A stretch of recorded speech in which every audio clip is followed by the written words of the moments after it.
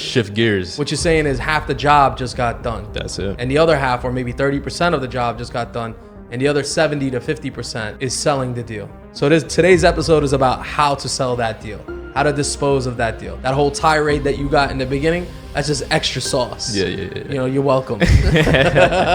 I was flowing. That shit came out wrong. Go ahead. I'll build that good rapport with the seller or the client. There you go. They put under contract. There you go. Yeah, you are good at that. Yeah, man. Yeah. How dare you speak on this man? You fucking crazy. You're not qualified to speak on this man. Quack. You're allowed to quack, homie. You're not allowed to talk on somebody else's shit if what? If you're broke. And you are not qualified financially or probably mentally to speak on that man. Continue.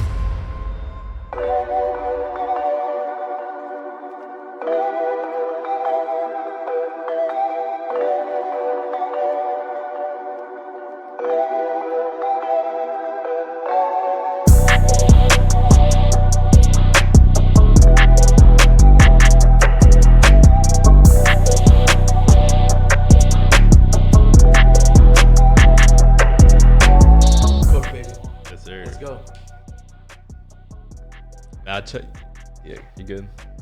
Cool. Dope. I'm just chilling, bro. I wish. Yo, you need a drink? Why you say that? You're just funny today. Yeah. I gotta be packing in the morning. I gotta wake up super early.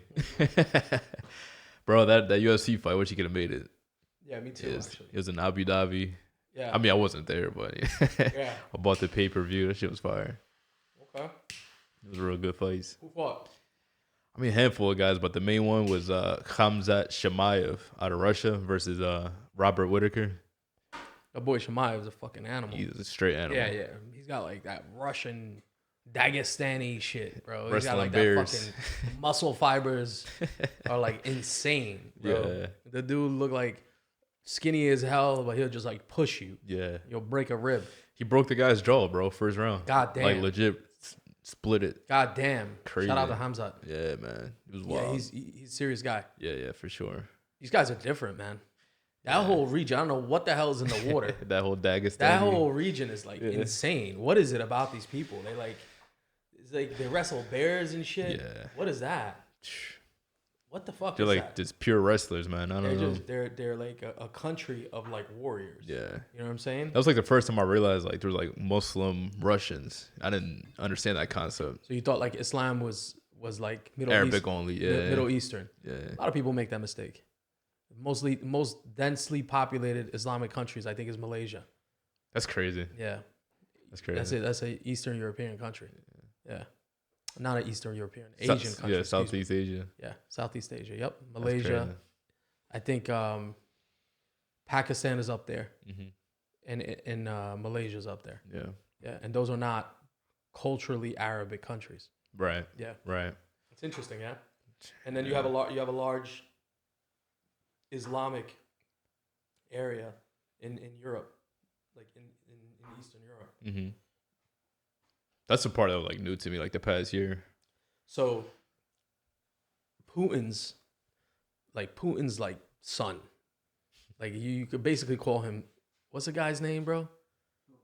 The guy like that he's like from that area, that Dagestani area. Oh, Khabib? Nah, not Khabib, bro. He's a fighter? No. This guy like runs a territory in Russia. Yes. Yeah, look that up, bro. This guy's like, he's a boss out there. Yeah. And that's like his right hand man. Wow. Yeah. Like you remember like a few months ago when You're talking about Kadyrov? yes, Kadyrov. Ramzan Kadyrov? Yeah. What's his name? Ramzan Akhmatovich Kadyrov. Ramzan Akhmatovich. what you said? Akhmatovich. Kadyrov. This is like the most trusted right hand of Putin right now. Wow. He's the head of the Chechen. Yeah. That's it. It's Chechnya. Within Yep, Russia? that's him. That's him. Yeah, I've seen that guy. Yeah. Yeah, he's an interesting guy. Yeah. He runs like a whole sector. The territory of Chechnya in Russia. What's the importance of it? The importance is that Russia is huge. Yeah, it is. You know what I'm saying? It's a very diverse place with a lot of different people, and people like there's Muslims, there's Christians, There's a lot of different people. Yeah, like from America's standpoint, you just hear Russia, you think like Moscow, just white Christians. You know what I mean? Then I got to UFC, like, yeah, this guy's out of Russia. I'm like, this guy's Arab. He has a beard going on. Like, don't look like any Russian I've seen before. A man will break your jaw and I'll be like, Bismillah next. He'll knock you the fuck out and be like, all right, alhamdulillah. He's no joke, dude. These guys are It's a handful of them, bro. Well, you got to think about it. When people are really practicing, the religion, they don't got time for a lot of other nonsense. Yeah. So these guys, they live to wrestle. Yeah. Like their whole life from when they were children is wrestling. Yeah. They don't have like worldly distractions. Right. So if you think about it, like they live in a community where they're wrestling all the time. They eat well. That's their life, bro. You know what I'm saying? They don't put toxins in their body. They don't have like they asked Khabib, like, what are you gonna do? I seen a video once. They asked him, like, what are you gonna do after you won your champion? He's like, I'm gonna eat hamburger and go train. Yeah. You know what I mean? Like, Just eat one another hamburger, train. Coca-Cola, hamburger, train. Right. You know, like they're not beat for that stuff. Right. There was another fighter that fought over the weekend. Shira, it's like Shira Nagamadero. Crazy. The guy with the one eye. Yeah, the bro. pirate looking guy. They call him the pirate. Yo, dude. that fucking That's one of my favorite fighters. Crazy. Yeah. Crazy. He's like a Khabib striker. Yeah, he's a Like, striker. Yeah, he'll knock your head off your shoulders. A lot of people think that reason God they think damn. about wrestling. That guy's a straight Muay Thai fighter, bro. He's a scary looking motherfucker. You saw his knockout? He did a double back fist. I mean, I've seen like highlight reels. Of He's the guy. done a knockout that is going down in history, bro. Wow. He did a double back fist, knocked the dude out. Like, no one saw that shit coming. Yeah, man, they're bad motherfuckers, bro. They are. Like, there's no question. These guys are like loved in Dubai. Like they're like you gotta what Michael Jordan is to the U.S. Khabib is to the Middle East. That makes sense. You know what I'm saying? Like he's really, really well. They loved. praise God, bro. They win and they praise God. And that's it. You know what I'm saying? They keep it real simple, Absolutely. and that seems to be serving them well. And there's like that whole camp has got it's not just Khabib and Islam and you know what I'm saying. Those are just the two. Yeah. There's like a few other ones. Oh yeah, they lined up, bro. And they're not just in the UFC. Yeah. There's outside the UFC too. Like I think his brother or his cousin or something like that. But the thing I like about these guys too is their wrestling is so interesting. Yeah. Like the Khabib and Islam were mainly wrestlers.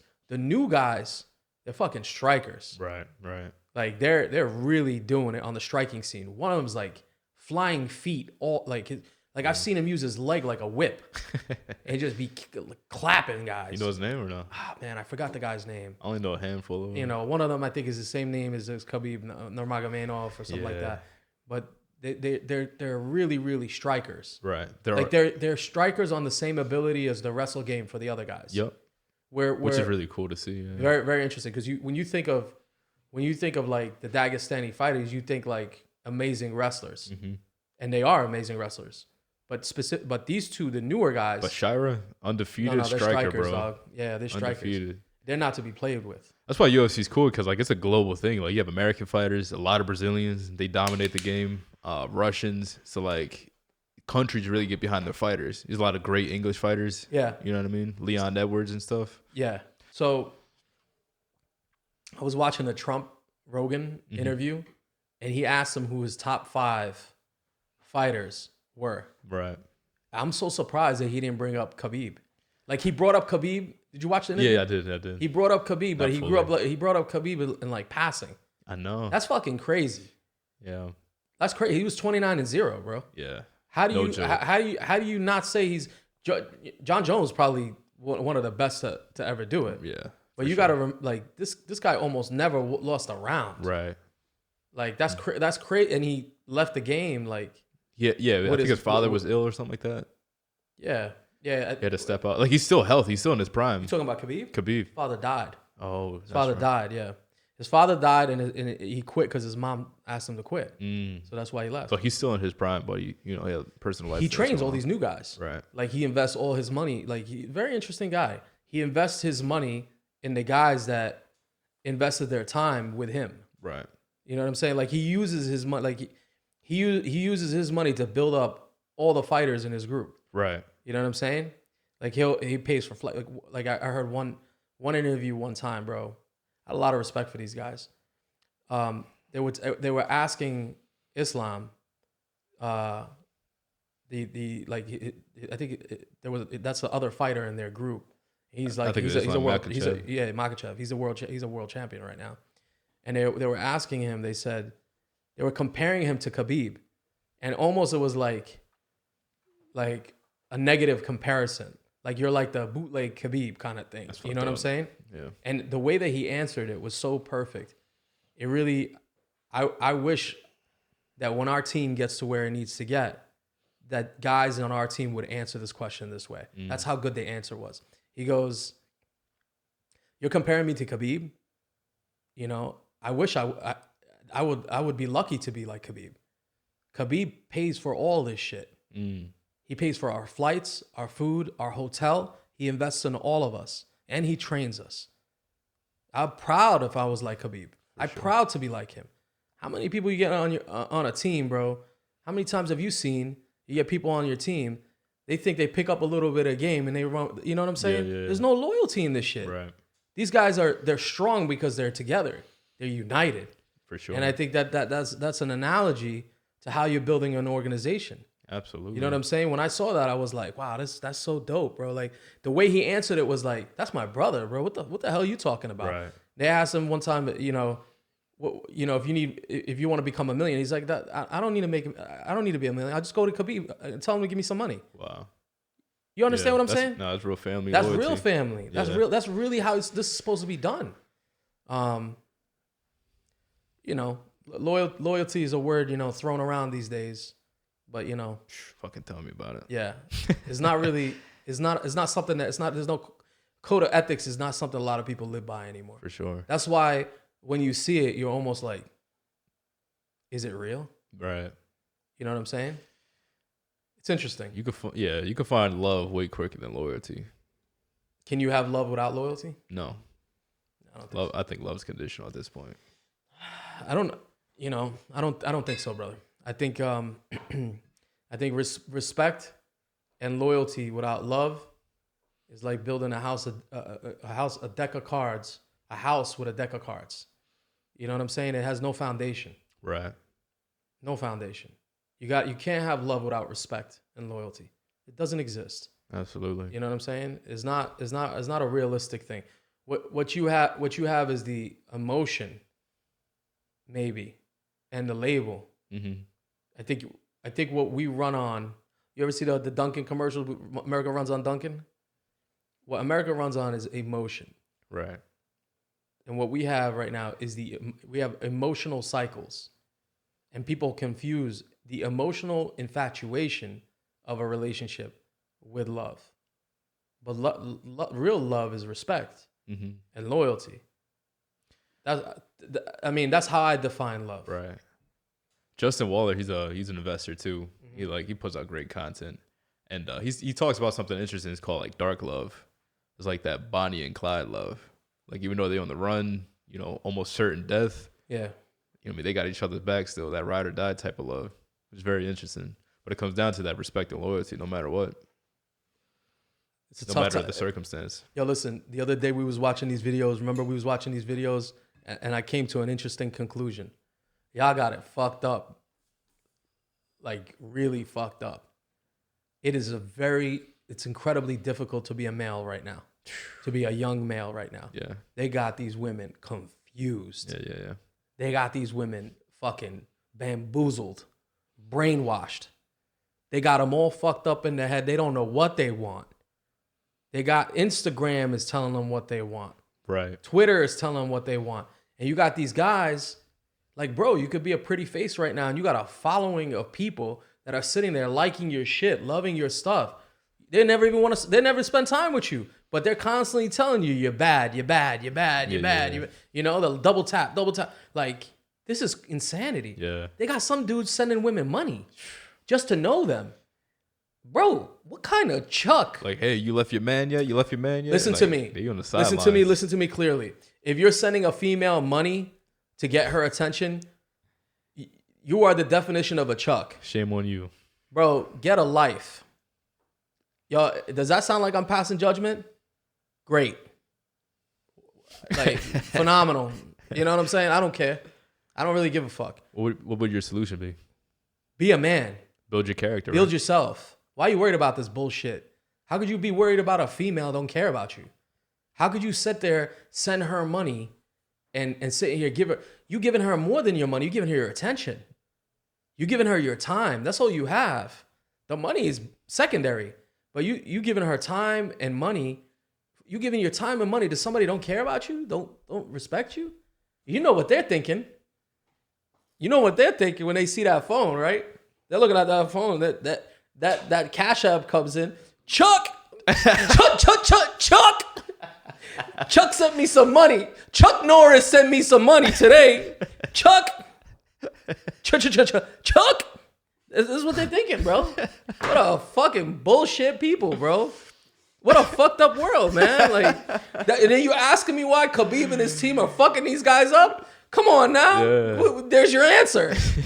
Right or wrong. They're over here trying to double tap, go on, they're trying to wrestle, do all this distraction shit. Fucking Khabib sitting there every day. All he's doing is what? I'm focused. I'm taking your head off. My team is winning. My people are winning. I'm investing in my people, my team. Of course they're going to be a superstar team. How do you compete against that? How the fuck are you going to compete against that when you're sitting here giving these females your attention, giving them your money, wasting your youth, chasing, the wrong ones, and they're all like this. Yeah. They're corrupt. They're corrupt. You ever see the training footage of Khabib and his Oh my God, it's amazing. Yeah. The training footage is spectacular. Yeah. It's spectacular training. Like, these guys are really training to take your head off. Man, a lot of respect. Salute. Big salute. Big salute to him and his team, man. They're really, really doing this shit. And then, but they also, when you have the thing about success is, when you have success as a team, people start asking why we're not successful. You understand what I'm saying? Like, when you see a group of people and they're winning, now everybody else start asking, what are they doing that we're not? Well, you start breaking the shit down that I just said. Yeah. You come to the conclusion, there's no way we're winning with this mentality. Right. There's no way. These guys are focused. If tomorrow Islam lost all his money, call Khabib, say, yo, listen, cut me a check. That's brotherhood. How the fuck are you going to beat these guys? They're there for each other. Like, legit there for each other. I mean, bro, he's got videos of himself, like, making believe he's playing a video game and homeboy's choking somebody out. Yeah. Like, they got that kind of connection. Like, these guys are no joke, bro. Not at all. But that's also, that right there is an example of what happens when people are focused. But the distraction of this is the problem. People have lost their way. They don't use this for anything productive. They're using this for bullshit. Listen, bro, I'm not over here like saying that I don't get distracted by everybody gets distracted, but they don't use it for anything productive. This shit makes me money. I ran up a lot of money on this shit. This goes down, business stops for me. I use this for money. Facts. This is my income. This is how I get to the bag. Facts. You know what I'm saying? There's people using this for distractions. Yeah, don't be buying the new iPhones just to consume life, bro. You know what I'm saying? Use it as a tool for sure. We went back to the conversation about like these guys giving up their time and their money for these females. And bro, when I was a kid, the pretty girl in school, you were competing against, like, if you were in high school, you're competing against your high school. Maybe the high school 5 minutes away for her attention. Right. Now she's got the attention of some dude in Pakistan talking about, I love you. Some oligarch in Russia. I love you. Right? Like, they're competing against the world now. I feel horrible for these dudes. Like, it's really, really eye-opening shit. You don't stand a chance. That's why all these males are disenfranchised. That's why all these, like, some of them becoming girls. Yeah. Like, that's how disenfranchised they are. They say, I fucking quit being a dude. Like, they're so fucking finished.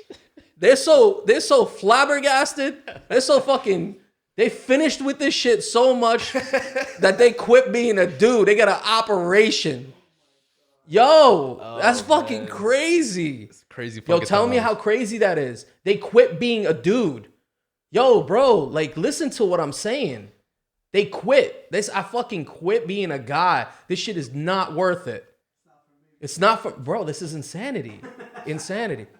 I don't know, man. I really don't like. I really don't get it. Like, I grew up in the 90s, bro. I'm a 90s baby. Like, I went to high school in the 90s. You know, in the 2000s, I graduated. You know what I'm saying? Right. We didn't have this shit. You know, I grew up in a time where if you liked the girl, you had to go talk to her.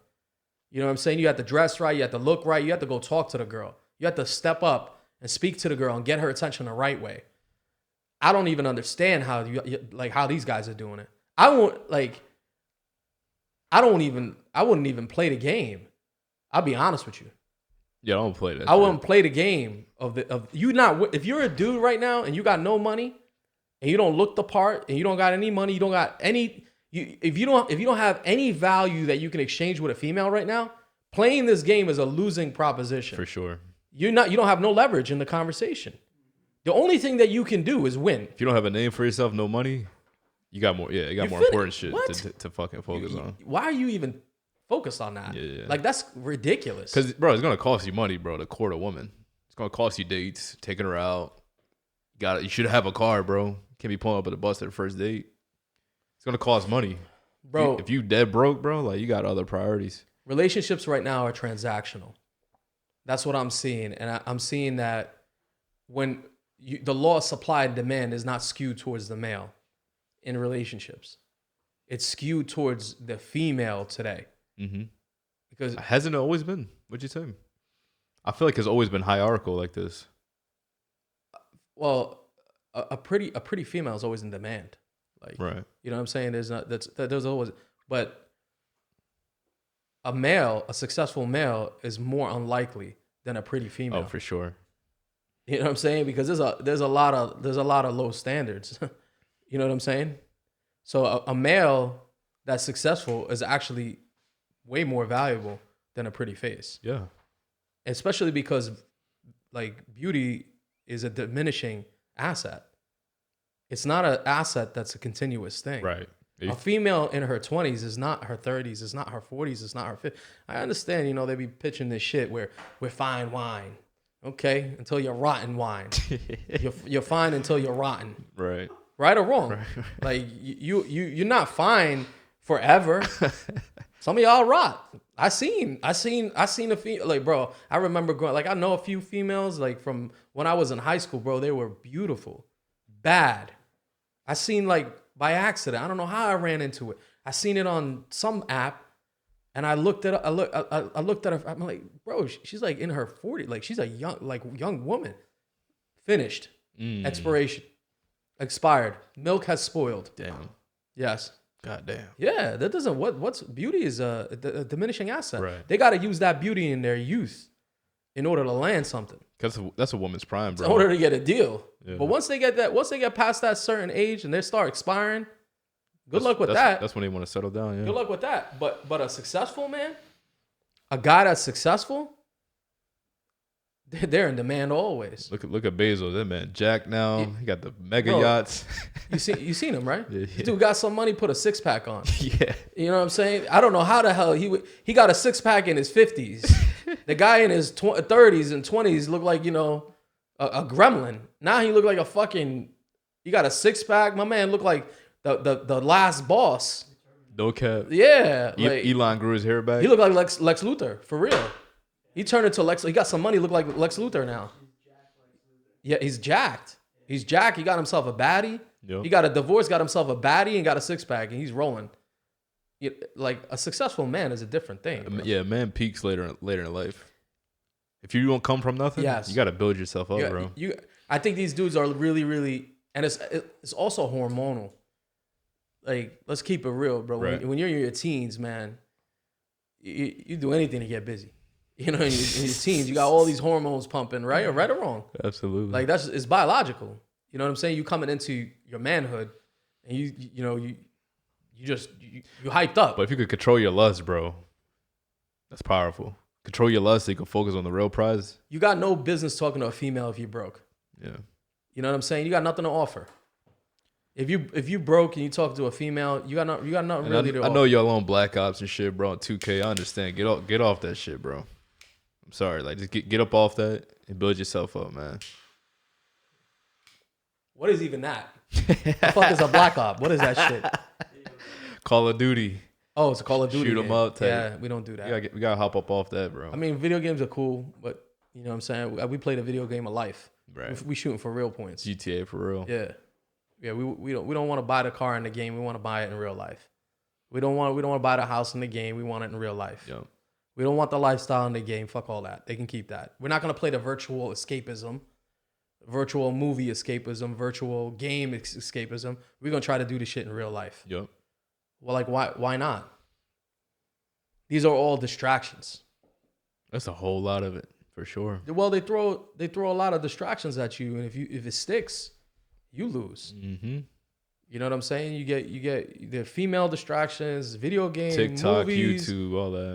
All this shit is designed to keep your mind busy and Occupied, focused on the wrong things instead of the right things. Yeah, you only have so much mental capacity in a day, right? So you have to kind of audit your life. Like, what am I filling that up with? You know what I mean? Yo, there's the definition of Philadelphia is the city of brotherly love. The irony of that name for that city, right?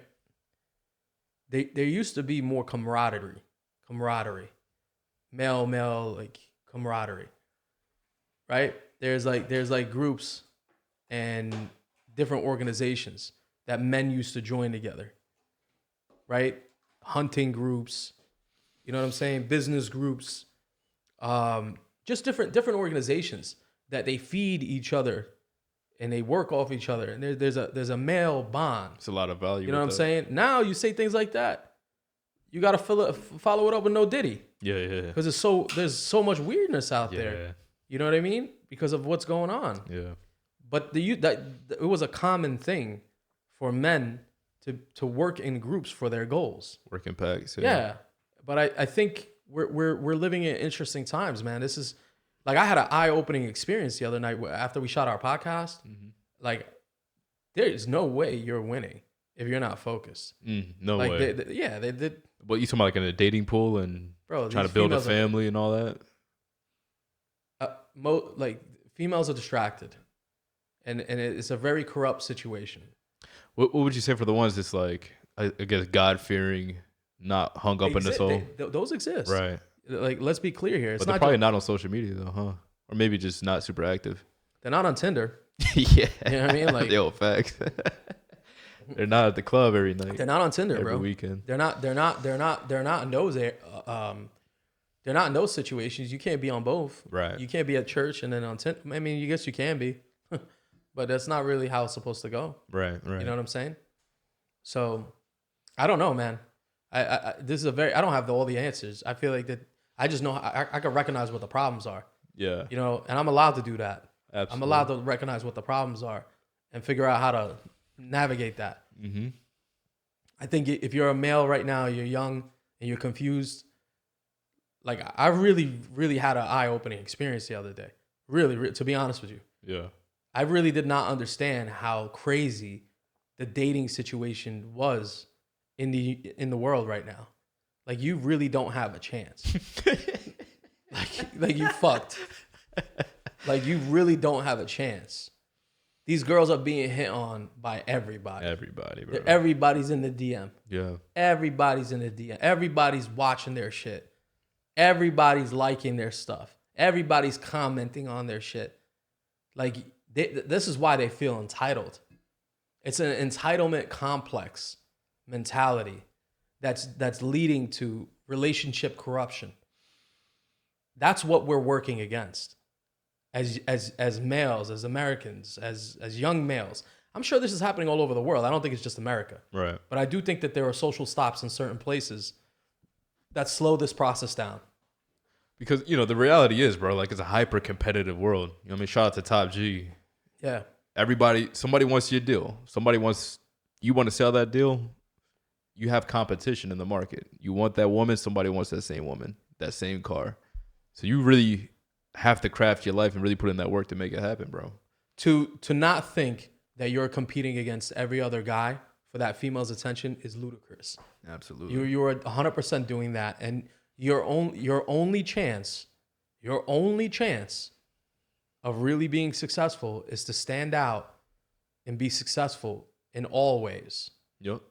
Like, honestly, like me personally, I got to work on my health situation better. Like, that's opening my eyes. You know what I'm saying? Like, being successful outside of your health is not enough. Right. You got to do a lot more.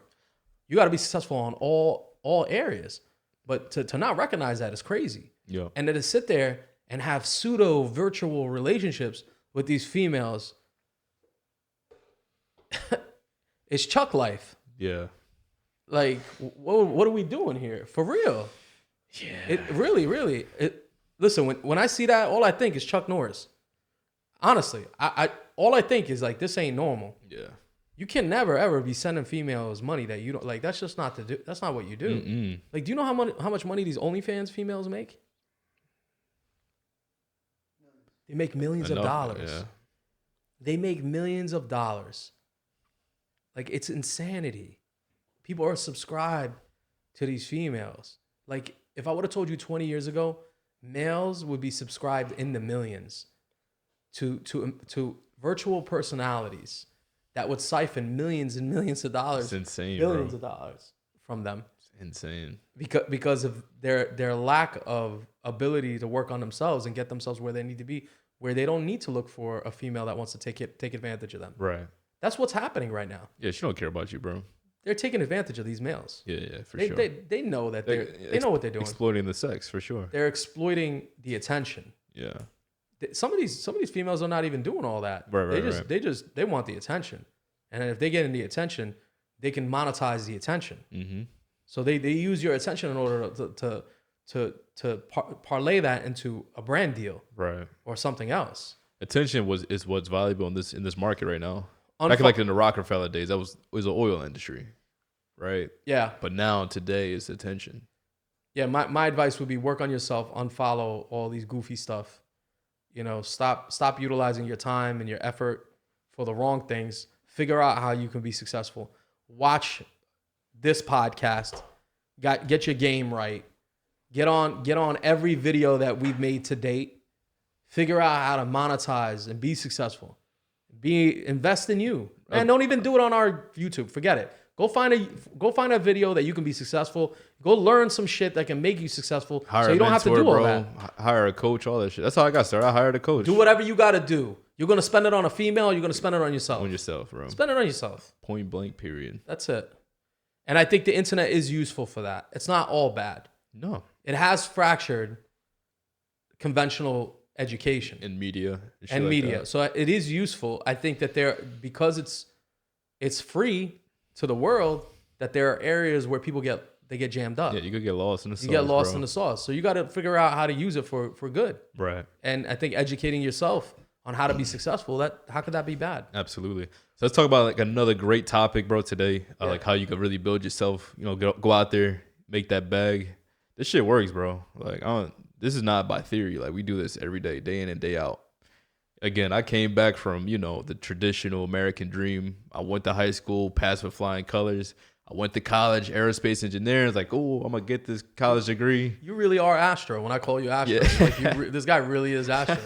That's so funny. Yeah, man. Went to school aerospace engineering. I dropped out, my college dropout. You know what I'm saying? I incurred a lot of student loan debt. And I started really seeing for myself the reality of the path I was on. It wasn't making sense. So I was like, nah, fuck all that. I'm going to drop out of school. I'm going to go right into engineering. So I applied myself. I got my first office job, my first little cubicle, had my little chair, double monitor set up. Like, yo, I made it. I made it in life. I got my office job. That shit was depressing, bro. It was depressing. Speak on it. What was depressing about that? Dude, I had to drive an hour and a half on average to and from. Yeah. Right? So I'm an hour and a half crossing state lines. I pull up Monday through Friday. And then it's just you and a bunch of other young people all coming out of high school. I was the only one without a college degree, actually. Everyone had college degrees. And I'm sitting down and I have my two cubicles. Like, okay, cool. Here, the engineer, he went to the field and drew this up. I need you to draft that into our system. Yeah. So for 8 hours a day, I'm just looking at lines on the screen, drafting one from point A to point B to point C. What were you drafting exactly? What were you drafting? Telecommunication, telephone poles. Got it. Yeah. Got it. So running new fiber, coax, all that good stuff. is very mundane and monotonous, you know. So I was doing that for, I want to say like 8 months in that particular role. Then I got a better role, same industry. I've been in this industry for like 6 years. So basically, you were drafting plans for infrastructure, like Right. communication infrastructure. Exactly. I understand. Like it sounds cool. So, you know, it was good Yeah. pay and all that. But Yeah. bro, like I knew it in my soul, bro. Like I wanted more in life. Yeah. So now here I am, real estate investor, bro. I never saw myself being in this position, but it's changed my life dramatically. How long between that first job and you getting to a point where you didn't even need the job anymore? Like how long did it take? 6 years. 6 years. 6 years. So it was a 6-year journey. But okay, let me ask the question a different way. How long between you starting to do wholesale and you not needing that job anymore? About 30 months. Okay, that's not bad. Yeah. About So 2.5 months. years. Yep. It's not bad. Absolutely. So in 2.5 years, you put yourself in a position where you didn't really need the security of that 9 to 5. Nah, it ain't no security anyways, bro. You spoke a lot on this. Like Yeah. I got laid off during COVID. Yeah. You know what I'm saying? I remember that. That was crazy time. So they laid you off. That second position laid you off. Yeah. Got it. laid off, and I was like, dude, what's gonna happen? I didn't know about the whole government spending. It was like, dude, like I've never been unemployed before. They dropped us like that. They were dropping managers, all that stuff. So Yeah. you know, COVID was an interesting times, but I got laid off another time because of like corporate restructuring, blah blah blah. Like there's no such thing as real security, bro. Like they'll drop you anytime. You make your own security in life. That's it. Yeah. So wholesale real estate is the first time I really built my own skill. Like nobody can take this from me. Like I built the skill. I know how to negotiate and put a deal together. Yeah. And you've used that negotiation skill to negotiate a car, Yep. a house for yourself. Yep. Like it flowed into aspects of your life that you probably never considered. Absolutely. It gave me a lot of confidence walking. And you know, again, we speak a lot on this. Any time I walk into a room, I know I belong. Yeah. For a long time, I always haven't felt that way for sure. Really? Always felt like smaller than, and you know, whole racial type of things. Like that's real stuff. You know what I mean? But the more I've grown into my own manhood, bro, like no, I'm here to get it all. Bro, shout out to you, man. You really blooming. Shout out to you, bro. Thank you. You're Man. really going through an interesting transformation. Fuck, that's for sure. Yeah. That is for sure. Good for you, bro. I've been getting closer to God, man. So my soul feels good. I've always kept God close since like 2019, but Yeah. this past month I've been really identifying. You know, we've been praying at the mosque. Yeah. You know, it's been a special thing, bro. Been an interesting journey. Absolutely. I'm proud of you, bro. Thank you, man. So today we're talking about 10 ways to sell that deal, right? So we talked about how to acquire that deal, wholesale, all that good stuff. You know, you're jumping around, you got that contract and all that good stuff, but that money's not coming until you sell that property. So it's a whole process, it's a whole blueprint of how to really dispo, which means disposition of that deal. And that's what we're diving into today. Wait, Astro, hold on a second. Hold on. Stop the presses. Are you saying when you get the deal locked up from the seller, you can't do a fucking dance and like love yourself for it? No. You can't be like jumping up and down and being excited and chuckling and doing all this bullshit. Is that what you're saying? Better pat your back for like 5 seconds and get to work. So You got to shift gears. what you're saying is half the job just got done. That's it. And the other half, or maybe 30% of the job just got done. And the other 70 to 50% Yup. is selling the deal. So today's episode is about how to sell that deal, how to dispose of that deal. That whole tirade that you got in the beginning, that's just extra sauce. Yeah. You know, you're welcome. You're welcome. All right. So this is 10 ways to sell the deal. Where you want to start off with that? I mean, first things first is like, I'd say like another 10 commandments, honestly, 10 commandments how to sell a deal. But again, you're not selling nothing unless you actually have a good deal. So talk about, do you actually have a deal, right? And how do you like properly market that deal and have a buyer lined up? This is your dispositions formula, ladies and gentlemen. This video is about disposition. Okay? This video is about how shitty it is to be a man today without having any type of success in a world where females have unlimited options, which is fucking crazy. It is fucking crazy. It's fucking crazy to me, right? And then this video is at its core is about how to teach you how to dispose of a deal so you can be successful and not be, you know, the guy she hits on the DM when she feels like it, when the other guy's busy. Ouch. Yeah. It's a cold fucking world. Frosty. Fuck me. Frosty. Fucking It's just rough. very frosty. All right, so we got 10 ways on how to dispose of a deal. Once you set it off, Astro. Yeah, bro. Again, do you have an actual deal? So quick napkin math. Again, ARV after repair value times 70% minus estimated rehab costs. That's the most your buyer is going to pay for that deal, right? That's just how you know if you have a generalized discounted deal. I know some investors, they want 40% of ARV, 55%. Let's just say you have a juicy, good deal in front of you. Just make sure, again, tap into that first episode about how to wholesale and things like that and how to underwrite, because that's what's most important, is that you have an actual good product that you can sell. Step 2, or before we get to step 2, how do you market it, right? It's not like, hey John, 123 Main Street, I want 10K assignment fee. I've had wholesalers send me that before. Question, real quick, before we take a step forward, let's take a step back. Right. If you have a deal, how do you know what to dispo the deal for if you don't know how to qualify what it's worth? Right. If you don't know how to underwrite the deal, how do you sell something where you don't know what it's worth? Right. Like that's a valuable question. Absolutely. I see a lot of these new wholesalers. That's really where they get caught up. Mm-hmm. You know what I'm saying? And they get taken advantage on that side. A lot of wholesalers get taken advantage. There's a lot of negative information about wholesalers, which some of it is warranted, some of it is not. To be honest, if we're being honest, but the aspect of it of understanding your deal, you can't really market a deal to a seller if you don't know what it's worth. To a buyer. To a buyer, excuse me. You Right. can't really market a deal to a buyer unless you know what that deal is worth. Unless you know what you have. And I think a lot of new wholesalers, investors, don't know how to underwrite. They really just don't know how to underwrite. Yeah. So they'll turn around and they could be a $30,000 spread. They'll sell themselves short for like $5,000. They'll undercut themselves. They'll undercut themselves because they don't know what it's worth. Yep. And investors are sharks. Yep. They know exactly what they're looking at.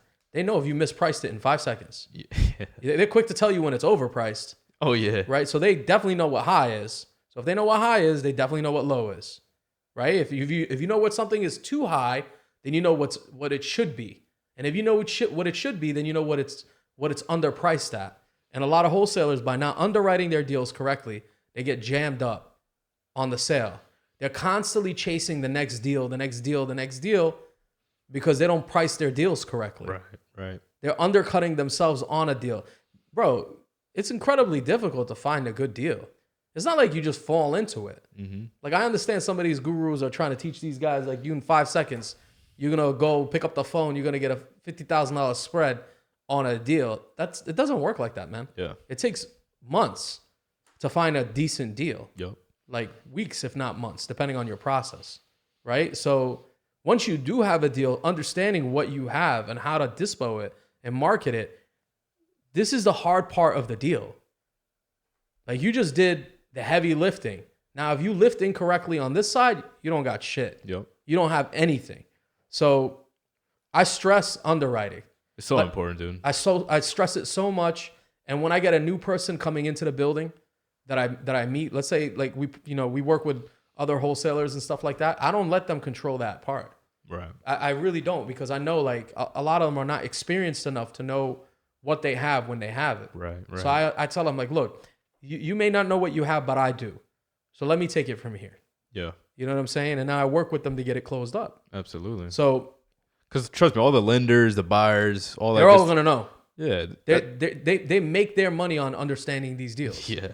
If you're not successful in underwriting, you're gonna go out of business.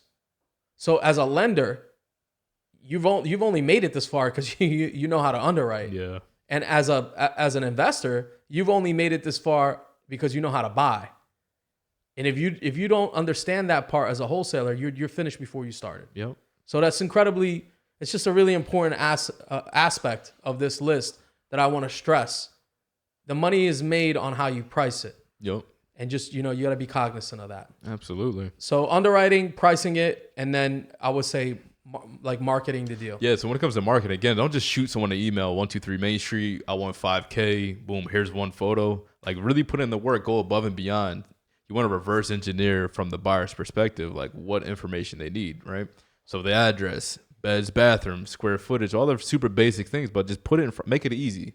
don't have your buyer looking up 3 different tabs and all that. Like I like to put everything right in their face so they can easily make a decision to buy my property, right? Yeah, I like that you put up, what you normally do is you use like a Word doc. Yep. And you assemble all the information about the property. Yep. ARV, comps that you've used, photo pack. Rents, yeah, potential rents, Yeah, you know. You package all the information in a concise place. And then you put that word that you email that Word doc or you forward that Word doc to your buyers, and then they're able to look at everything in a Right. You package it right. Yeah, think about like if you were a waiter, if you just like just threw spaghetti in front of the, the client's face versus like a nice rigatoni put together with a little flour on top. Rigatoni. Shout out to rigatoni. That's some rich shit. You know what I mean? When you making money eating rigatoni. I upgraded to rigatoni. Hell yeah, you went from spaghetti to rigatoni. Yeah, when I was like 5 years old, this was off topic. I was in 3rd grade and it had like one of those little documents saying like, oh, what's your favorite color? What's your favorite food? Yo, since I was like 5 years old, I've always hated spaghetti. Like Really? I just wrote spaghetti. Don't like that shit. you wrote, I don't like spaghetti. Yeah, there's like a Kareem does not like spaghetti. Not spelled it right and everything at 5. That's funny. But yeah, bro, presentation really does matter for sure. That goes to both your seller and your buyer. I've gotten plenty of compliments from my buyers like, yo, I love how you put everything together for us. So that's the marketing piece. Once you have that into a Word doc, you could download it as a PDF. You want to blast those out to all these platforms that we're about to get into. All right. So you have your marketing, I call it your marketing tech pack or your marketing material, your visual. Yeah. Right? You have a document that you can present. You've underwritten your deal, you know your deal. You've used all that information in order to assemble a marketing pamphlet, right? A sell sheet, if you will. Right. You take that sell sheet, you send it out to your buyers. How do you find the buyers? How do you do all that? Absolutely. Well, we live in a digital information age, man. So there's amazing platforms out there. So we're just gonna run through it. Facebook. Yeah. A lot of people on Facebook. Your grandma, your auntie, but a lot of investors too. So if your deal's in Mississippi, you want to join all the Mississippi investing group, creative finance group, join every single one and just blast that deal out there. Now I'm gonna put out a warning. Your seller might be on Facebook too, so make sure you have proper, I guess, authorization, so to speak. We'll just put that disclaimer out. A good way to avoid any problems with your seller when you're marketing your deal is in your contract, you should have a marketing clause. Yep. And you should present that contract to the seller and tell them that you may dispose of this deal. You may market this deal. Just be honest. How about you just be honest? It helps a lot. You know what I'm saying? And by being honest, you'll avoid a lot of these problems. And if they ask you, say, why are you going to market the deal? Well, we normally take this deal down for ourselves, or if we have a partner buyer, we'll sell it to a partner. In any case, it doesn't affect you because we're going to be buying this deal. Yep. So we agree on a number that's between us, but it shouldn't have no effect on you moving forward. Point blank period. Yeah. So that's a great way to kind of really structure it. But Facebook groups, marketplace, I was using a lot of Facebook marketplace before, Zuckerberg started cracking down on things. But I know some people still use that, man. It's really good tool. The name of the game is to get eyes on that deal and get offers coming in nonstop. Craigslist is not dead. That platform is not dead yet. Check out Craigslist, post your deal up there. You really want to, I like what you say, like syndicate. You want to be on all these platforms. Another one, Zillow for sale by owner. Boom. Facebook, Zillow, Craigslist. You want as much attention as possible on that deal. The more eyes that you have on a deal, the more likely you're going to be able to dispose of that deal. It's really simple. It's the way you got to look at it. If you're only marketing this deal to, a couple of people in your buyer network, you're missing out on the world. That's what the internet is for. Right. Turn off the girl, turn on how to sell a deal. Yes. Right? Yes. So true. A more, I guess, active way you can go out there and hunt for your buyer is affordablehousing.com. It's a free platform. Essentially, it's a bunch of landlords in your particular area, right? So 123 Main Street in Akron, Ohio. You put in that address, you'll see a whole list of landlords looking to rent out their properties that they currently own. Smart. They're already vetted out. They own that property. They're looking for renters. You call up John. Hey, John, I see you. There's other property. Are you actively buying? I have something under contract a couple blocks over. It's either yes or no. It's really simple. Like, oh, actually, yeah, send it over. Here's my email. Boom, boom, boom. You send it. Make sure you follow up. Just like wholesaling on the acquisition side, got to do the follow-ups, man. These bro, like what I just named off, like 4 different websites, and you could make your bag, bro. Another dispo process that I found interesting was on PropStream. You can pull up cash buyers last 6 months. Yeah. And by pulling up the cash buyers in the last 6 months in an area, and you just cold call those buyers and say, hey, look, I have this deal. Are you interested? This is the price. Are you interested? Yeah. And you just shoot them off your sell sheet. Yep. That's another way. With for the people that's new, what's PropStream? It's like by the way, we don't get paid from this stuff. We're just trying to give out game. It's like it's a website that allows you to get some MLS data. Right. It's arguable about how fresh that data is. Yeah, I can't really speak on how good the data is relative to MLS, to be honest. But I can tell you that if you don't have MLS access in a neighborhood, it's a useful thing. Yeah, that's how I got started. It tells you who the buyers or who the sellers are in an area, and it even shows you linked properties. Right. Or it used to. I'm not sure if it still does. But I like what you said. Like you pull up a list and you call that list, bro. Like you have to put in the grind. When you don't have money, like even if you do got the money, you still gotta show up every day, put in that work. Yo, man, it's that simple. If you're trying to make money and you're not willing to sweat it out and do the work, you're never gonna succeed. So if you got the time to be on these apps and wasting time on this.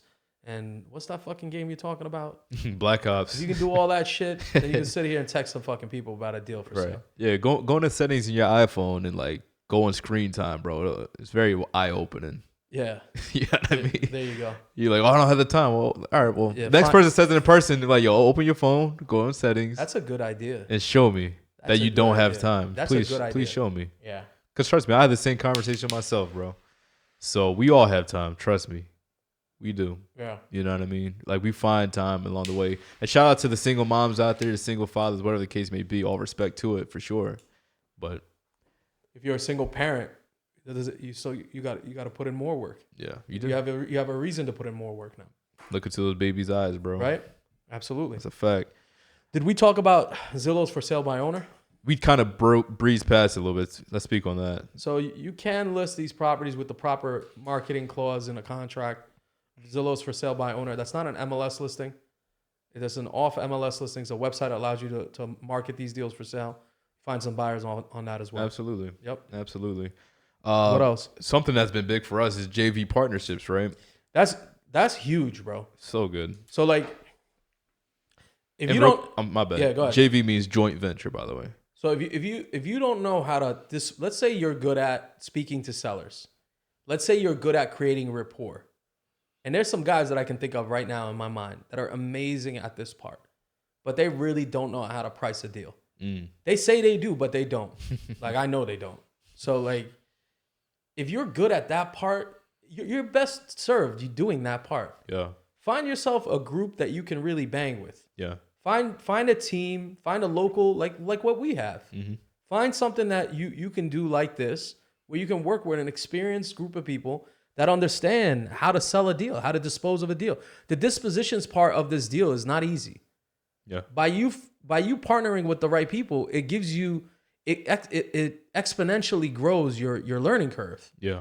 Your learning curve is so much faster because it's teaching you how to do this stuff. Yeah. And you're paying for that education. You're either going to pay for that education by mispricing the deal or by making a partner. Mm-hmm. So if you're going to pay for the education regardless, just pay for it in a relationship. Yeah, bro. And bring some value to the table. It brings some value to the table. And then when you bring that value to the table, you can utilize that. And once you make people money, they become friends. Yeah. Like really quick. Yeah. So especially if they know they can trust you.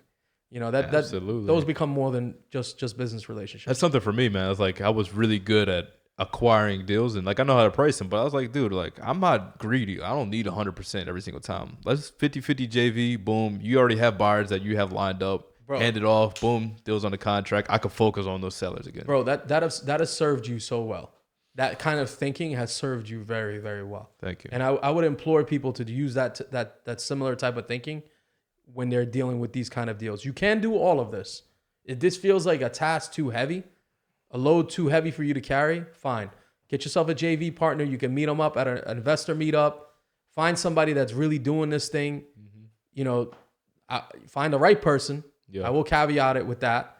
Not everybody's an honest actor. Find the right person. Work with that person, sign a JV contract with them, and figure out how to sell that Absolutely. deal. And that's the thing. You're protected by the JV contract. Yeah. Like, all right, cool. You have a buyer, you want to split the fee. Boom, here's the contract. You both sign off. Boom, you're good. Yeah, man, there's people that really built their whole business on dispositions alone. They'll have a whole team of VAs in an office. People that just do that. Strictly dispositions. Yeah. You know, so there's no right or wrong way of going about this. That's why it's so amazing. And those JV partnerships, by the way, they have buyer networks. Yeah. They have their own network buyers. That they've curated, yeah. Of course. Yeah. Some of these guys have like influencers, their influencer accounts where they have their own team of people, their own group of people that are buyers. They're cultivating their own buyers.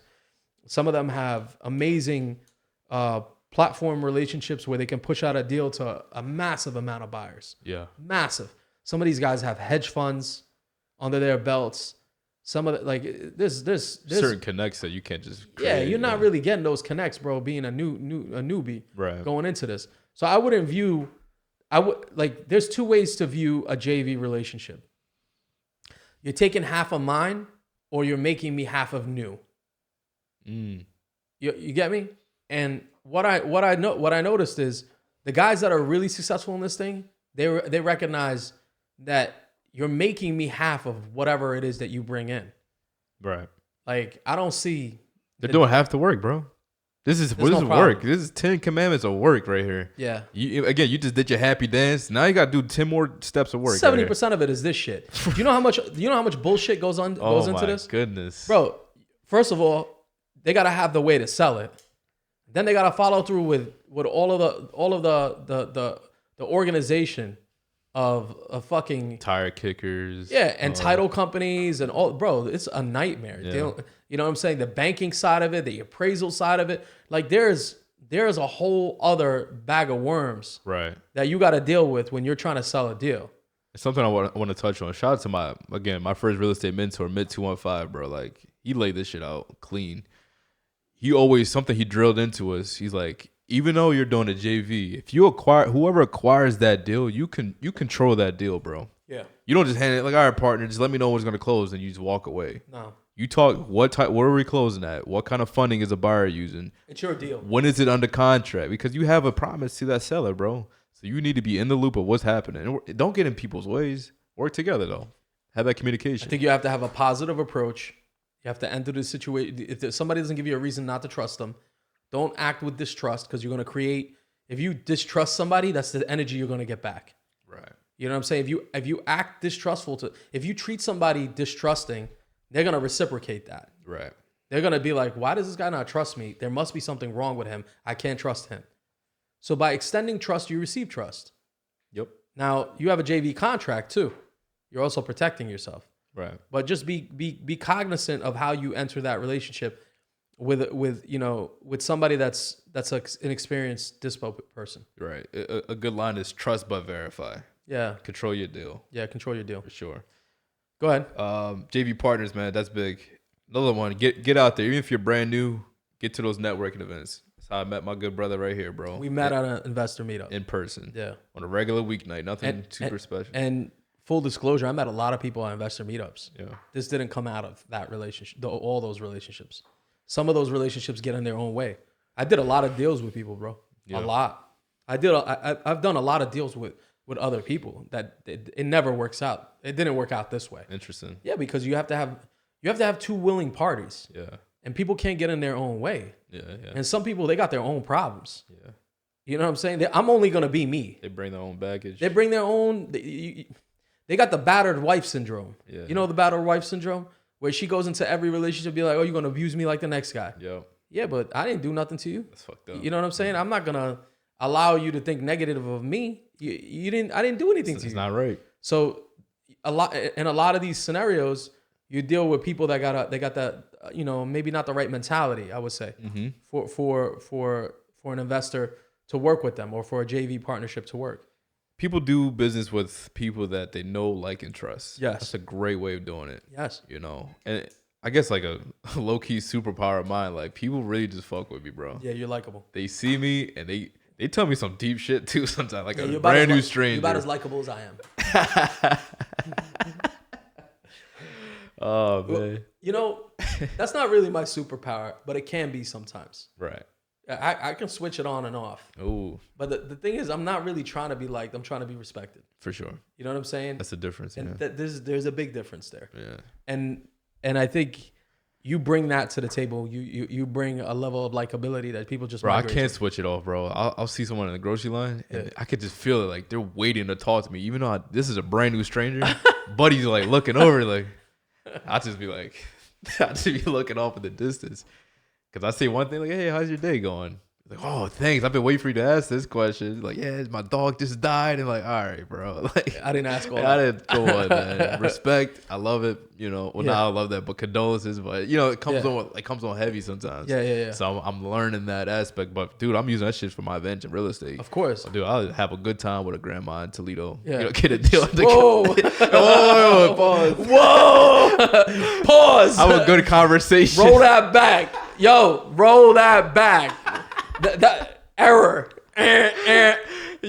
Go ahead. I was flowing. That shit came out wrong. Go But you know ahead. what I'm saying? Go ahead. I'll build that good rapport with the seller there or you go. client. There you go. They put under contract. There you go.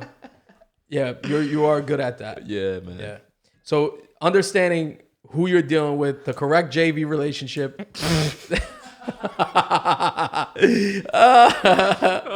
My man said I have a good time with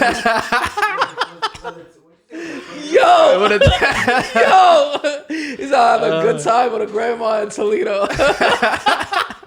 Yo, that's so funny. Oh, it's flowing too fast, bro. So But yeah, networking events. That's what we're talking about. networking events is where you can meet some guys, meet some grandmas. Oh my god! I don't get down like that, bro. You can meet some really good partnerships at a networking event. Go ahead. Build rapport, man. Yep, absolutely. People you know, like, and trust. Absolutely. So let me break that off. Shake that shit off real quick. So when you're doing volume, bro, isn't a platform. Again, we're not getting paid by any of these platforms. Investor Lift. It's going to require a substantial investment for you, for like a newer wholesaler. What is like the base pay right now? Shout out to Investor Lift. Y'all need to cut the check. Stop playing. No cap. Cut the check. Stop playing. Asking us for billing us is insanity. Know that I know that. Go ahead. Continue. Got to put that out there. Yes, I know that. I won't be fooled, and I know that. Go ahead. Go ahead. The base pay or the base pack is like $6,000 to get in there. What that is essentially like a glorified MLS for off-market deals. So you get a deal on the contract, you put it up there. Actual legit buyers are registered on that platform. They're actually looking there every single day, every minute of the day, honestly, for good deals. So you want to put your deals in front of where the people are looking to spend their money. Investor Lift is a great platform for that. What else do we got besides Investor Lift? Man, MLS. Let's talk about the actual MLS. Listing your properties on market. Yeah. And you've been doing a lot of those good deals for sure. MLS is very good.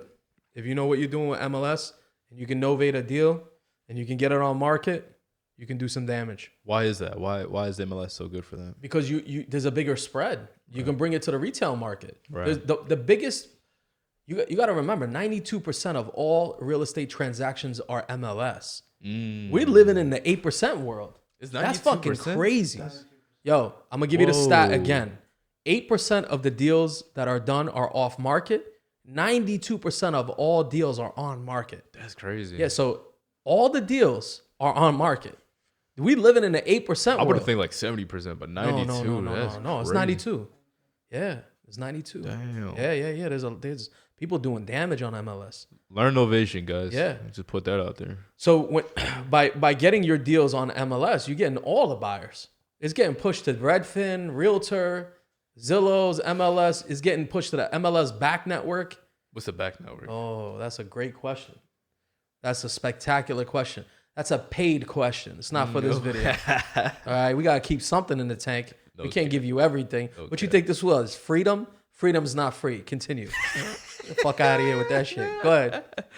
Another great way, man. We spoke about, check out the slow flip episode, tenant buyers, right? There's contractors, they want to live in a place, they're tired of renting with their family. They have the know-how to fix up a home, but the credit might be shot. So doing these seller finance deals where people are actually moving in and you don't have to deal with the headaches of being a landlord, dealing with tenants and toilets. They're paying you every single month because you structured yourself as a bank. So it's basically a slow flip. Basically, slow flip to, Yeah. to retail buyer. So you're To a consumer buyer, I'd say. you're selling to the end user, and because you're selling to the end user, there's a bigger spread in that deal for you to take on. Right, 100%. Yeah, I love it. So we talked about Novation. We talked about Novation was basically wholesale. We talked about MLS. I mean, We've covered it, bro. this is a recipe to cook on the disposition side. Y'all welcome. You should be doing all of these, by the way. Yeah, you really should understand all of these, and you really, the way I would look at this is, I almost got into the diamond business. I don't know if I told you. You did. Yeah, I was getting into I was gonna get into the diamond business, but then I didn't for whatever reason. It had the sheet going with the diamonds, bro. I would have been flossy. I would have had the rocks in my pocket for no reason. That's fire. You know what I mean? But in the diamond business, right, you have cutters. Like the cutter is so important. Yeah. I'm not talking about like below a carat stone. I'm talking about above carat. But you got to think about it. What every female wants when they get married. Like the marketing is so good. You know, like the Beard's marketing, the diamond is forever. Amazing marketing campaign. Bro, there's some top-notch marketing campaigns. That's one of the biggest one. Yeah. They convince people that diamonds are valuable because they're rare. The verdict is out on whether they're rare or not. There's lab-grown diamonds, so now they're definitely not rare, right? Because now you can make them in a lab. You can press them yourself. Yeah. So like you got Alibaba selling equipment now on how to make diamonds. Yeah. You know that, right? No, I did not know Yeah, that, you can buy a diamond making machine. What do you put in it? Carbon? It's like they seed the diamond. Yeah. Yeah, I'm not well versed on it, but smoke a cigar and put the carbon in there and you create a diamond? Chill. But there is a process, is what I'm saying. Right. So the reason why we went that way was to tell you that in the diamond business, anything over a carat, to cut a rough diamond, because a rough diamond is just a rock. Yeah. Right. So when you have a 5 carat stone, you can't just give that to any cutter. Mm-hmm. They take that stone and they try to extract the most value that they can from that stone. That's crazy. And if you get the wrong cutter, he'll cost you like a lot of money. Right. So by you bringing that stone to the proper cutter, that cutter can take that stone and yield the most finished polished stone. Mm. So you have a rough stone, and then that cutter looks at the stone, sizes it up, and says, "Look, I can do a princess cut, or a round cut, or emerald cut, or oval, or whatever shape." And they use that shape in order to extract the highest amount of value from that rough stone. Mm-hmm. You understand? This is how this recipe right here is your rough cutting process. Your goal is to take that rough stone, post it on as many places as possible, give your diamond the best yield. When you sign a contract, you got a rough stone. You got to know how to cut. Yeah. If you know how to cut, you can get yourself an amazing product. That's a great analogy. But if you don't know how to cut, you don't got shit. You got a rough stone. Yep. So, little known fact, used to be New York was the diamond cutting capital of the world. I think it's Belgium now. I think maybe Israel and Belgium are the top 2 areas. But New York's the diamond district in New York. That's where they would go to cut the higher end stones.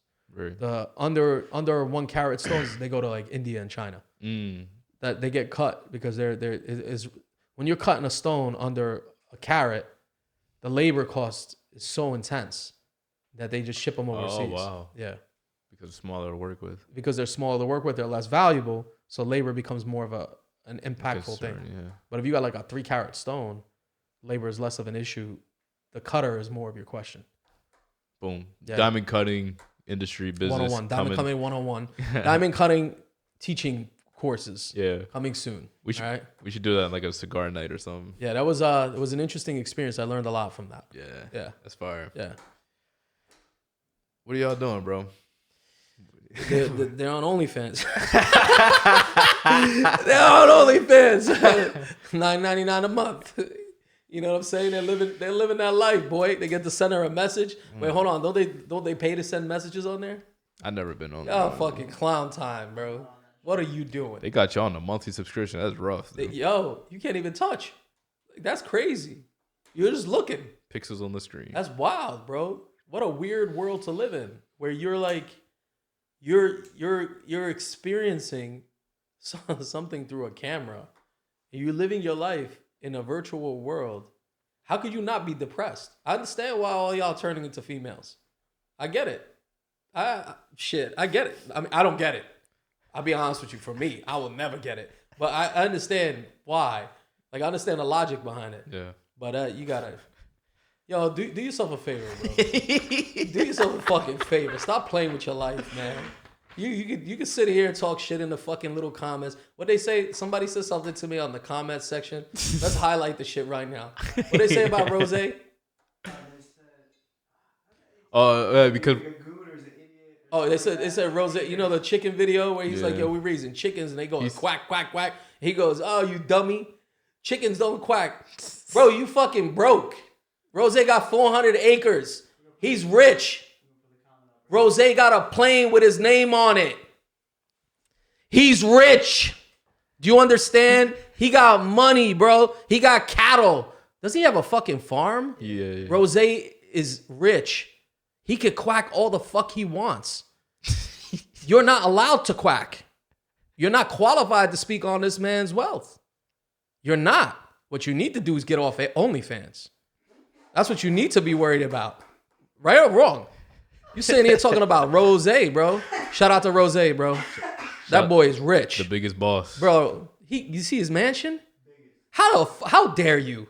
How dare you? How dare you speak on this man? You fucking crazy. You're not qualified to speak on this man. Quack, quack. You're allowed to quack, homie. You're not allowed to talk on somebody else's shit if what? If you're broke. And you are not qualified financially or probably mentally to speak on that man. Continue. Let her breathe. I'll let that breathe for a little minute. That was fucking annoying. Yeah. What else they say to me? All the shit they said to me? Fuck y'all. How that? They said that shit on your head is bullshit. Yo. He trying to play the sheik. He trying to play the sheik. You trying to play the sheik? You stupid? You can't do that. You can't do that, bro. Guess what? If you're not out here winning, you're not qualified to speak on me. You can't. I wear what the fuck I want. I do what I want to do. What are you doing? The fuck are you doing? I'm getting to the bag. I'm being successful. I'm creating a network of people that are winning with me. What the fuck are you doing? You're not qualified to speak on me. I wear what the fuck. You know how many colors I got of this shit? I'm going to wear one for every day of the week. You're not qualified, brother. You can't speak on me. You can't speak on people. If you're not making money, if you're not making any type of money, I don't want to hear what you have to say. They about to run through those comments fast. I don't care. I'm keeping it a buck, bro. Yeah. Yo, I'm not really trying to make friends. It's cool. You don't want no more friends, bro? Not those kind of friends. Yeah. I'll be honest with you. Them kind of friends is soft. You're out here talking shit about somebody you don't know, talking shit about Rose. Yo, if they talking shit about me and I'm in the company of a person like Rose, thank you. I feel amazing by that. I must be doing something right. Mm-hmm. What other comments did they say?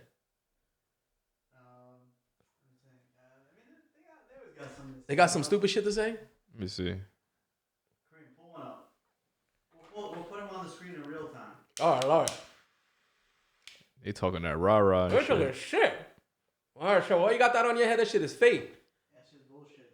Bitch, you're fucking fake. How's that? That's fake. There's been some really good comments, though. Like, people really connected. There's some amazing comments. Why don't we highlight some of the good ones? Let's highlight some of the good ones. Right. What was some of the good ones? There's I'm pulling been a lot up. of positive comments. Let me see. Been a lot of positive comments. People sharing their love.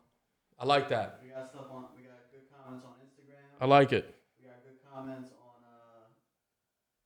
Mm-hmm. YouTube. Come down to the promised land, 235 acres. We farming our own chickens, homie. Thousands of chickens, thousands. Running around everywhere, quack, quack, quack. Don't speak Talk on about it. Next level shit, homie. You're not qualified. Come down to the promised land. You're not qualified. So we got a comment from @_rich rolling I- _ I'll read it out real What quick. does it say? What do you say? You said, let me see, hold on. Let me pause this real quick. He said, man, I'm sure we can all relate to some sort of ways. This touched me for sure. I was raised by a single parent for half of my life. Nothing better than witnessing someone going from nothing to something is great. Shout out to Rich, bro. That's awesome. Shout out to Rich. Thank you for the comment. Yeah, shout out to that parent that raised Rich. That's incredibly difficult to raise a child being a single parent household. This shit really applies to people like that too. We have a question we can actually address right here. I think we commented. He said, I love the content, bro. I'm at 14 minutes in. I'm not sure if you guys talked about it, but I'm just commenting. Curious on how you guys got your income up in order to get these properties. That came in from Crypto Invest Earn. Watch a video on Wholesale. It's in the playlist. It's in the playlist. You should watch the Wholesale video. You should watch the slow flip video. Both of those videos, and you should watch the flip video. Man, you should watch every fucking video, bro. Just go to the playlist on the real estate stuff and start in the beginning. Right. And watch all of them. If you don't walk away, listen to me. Zoom in, listen to me. Focus. Okay? Put the OnlyFans down. Focus on this real quick. If you watch those videos and you don't walk away valuable, don't ever watch another video again. If you don't walk away with value, if you don't walk away enriched, I got nothing for you, bro. Astro, we don't have anything for you. It's the wrong content for you. Go back to OnlyFans. You probably got some value on that. I can't give you anything. Yeah, for sure, man. To put in perspective, we built up a double-digit portfolio in Ohio, and from my side of the capital, I've only used that from wholesale deals. So I will wholesale and flip it into actually buying properties. You made a six-figure portfolio, six-figure cash flow portfolio. Cash flow and portfolio. Yes. Just by using wholesale deals. No funding, no hard money. That's residual like that. income. Residual. Okay? That's not wholesale income. That's not flip income. That's not rental income. That's just residual. By the way, the guy that was talking shit about my Habibi, my other realtor is calling. He got an offer for me on a property. What do you got? I got a few more comments to run through. We got one from Mr. Dust 85 on YouTube. Much respect, brothers. Lost my mom and lived this exact scenario of offers to buy my mom's house. Appreciate how y'all show compassion during these times of grief. I think showing compassion to the right people is important, bro. Like, why wouldn't you? That's called being a human being. Right. I think you got to stand on business, and I think you need to show compassion when compassion's due. I don't think you go both. I don't think you go either or. You go both. Yeah. You know what I'm saying? When somebody coming out of pocket, you respond, and when somebody is showing love and genuine love and humility, you respond. That's it. That's it. Another one from Miss Youngblood City. I like that name. Miss Youngblood. He said, thanks for posting more game. Absolutely, man. Anytime. Every week, bro, we dropping new content. So check it out. Jeremiah Paleta 9357 on YouTube. He said, this shit gave me chills, ready to change my life. Damn. Jeremiah, shout out to you, bro. Guys, if you're taking value from these videos, if you like what we're doing, we need you to comment. We'd love for you to subscribe, hit that bell. If you can't stand what we're doing, comment. At least it'll make for good comedy. Right or wrong, it'll make for good comedy. Leave a comment. Believe me, I'll respond. I can't help myself. All right. We got a comment from another one on YouTube. Mama Hot 70. Mama Hot. Mama Hot. Damn, Mama Hot. You making me hot. Go ahead. Hot with two T's. Go ahead. All right. She said, y'all laid down the law. Shout out and mad love to y'all both dropping them gems. Shout out to you, Mama Hot. Shout out to Jeremy too. Don Invest 85 on YouTube. Shout out to you bulls giving it good advice in the 9 to 5 meeting tonight. Appreciate I know you from Philly. We only say bulls. Yeah. Like young bull. Yeah. He's definitely Philly. Chaotic Wellness with Kim Bro on YouTube said, master your basics. Just like a house, build your foundation first. Love it. Bro, that translates to so many different aspects in Love life. Love it. I love that people are walking away with some game, and they can use that to better themselves, better their families, change the situation. I wish I had that coming up. So absolutely. Anything Anything else you want to add? Man, we really cooked through it. Again, when it comes to the dispo side, again, bro, can't emphasize this enough. Make sure you're doing all of these simultaneously. Put it on Facebook, Zillow, Craigslist. Just throw it up there, Just put in that work. Call those buyers. It takes work to sell these deals, man. And we got like 14 deals on the contract in Ohio alone. So For those of you wondering, I'm smoking Maduro today. This shit is spectacular. This shit is Hell yeah. amazing. What's this brand, Phil?